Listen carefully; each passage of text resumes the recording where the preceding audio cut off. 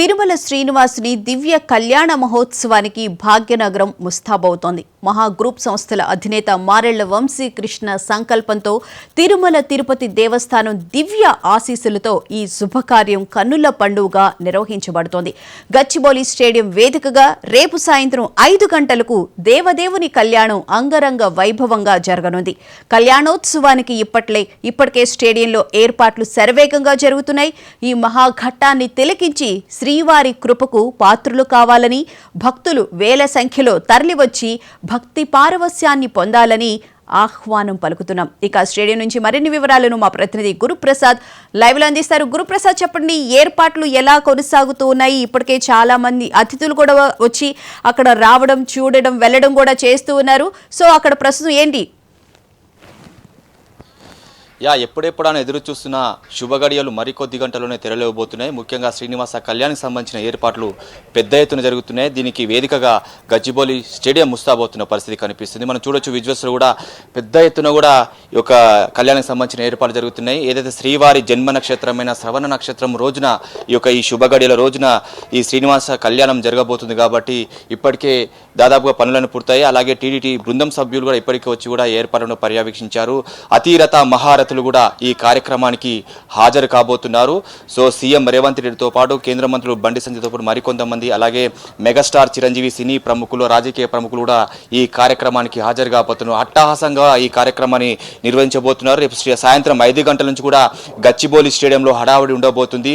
మొత్తం అంగరంగ వైభవంగా ఈ యొక్క శ్రీనివాస కళ్యాణ ఉత్సవం జరగబోతుంది. మహాగ్రూప్ చైర్మన్ మారెళ్ల వంశీ గారి ఆధ్వర్యంలో ఈ కార్యక్రమం నిర్వహించబోతున్నారు. ఇప్పటికే పనులైన పూర్తయిన పరిస్థితి కనిపిస్తుంది. చూడొచ్చు, మనం కూడా వేదికను కూడా ఎంత అత్యద్భుతంగా తీర్చిదిద్దారో చూసుకోవచ్చు. మనం శ్రీనివాస కళ్యాణానికి సంబంధించి కూడా ఏర్పాట్లు, అలాగే వేదికను కూడా మనం విజువల్స్ చూస్తున్నాం.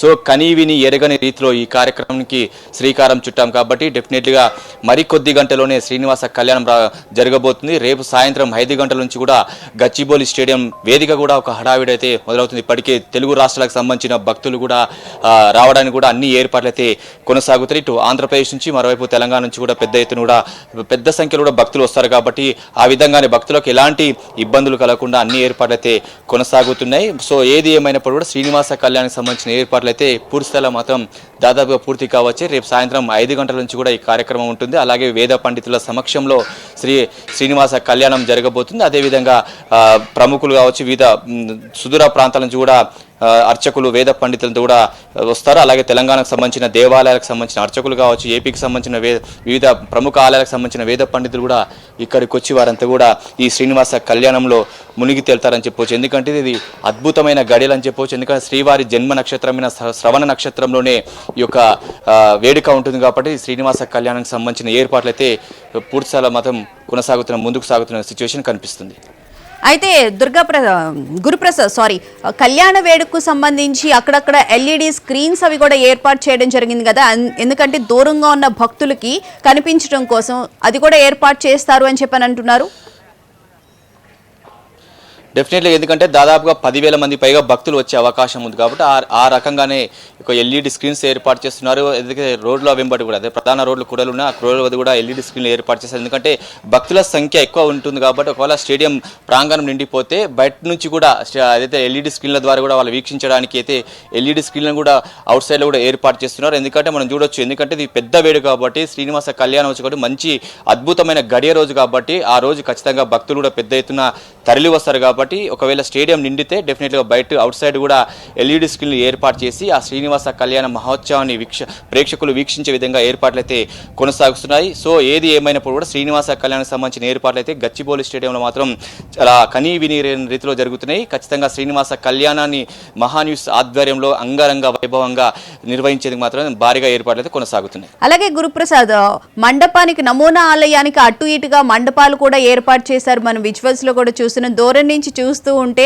అక్కడ ఉన్న విజువల్స్ ని స్వామివారి ఆలయానికి వెళ్ళామా అన్న అనుభూతికి అయితే లోనవుతూ ఉన్న నేపథ్యం కూడా మనం చూస్తూ ఉన్నాం.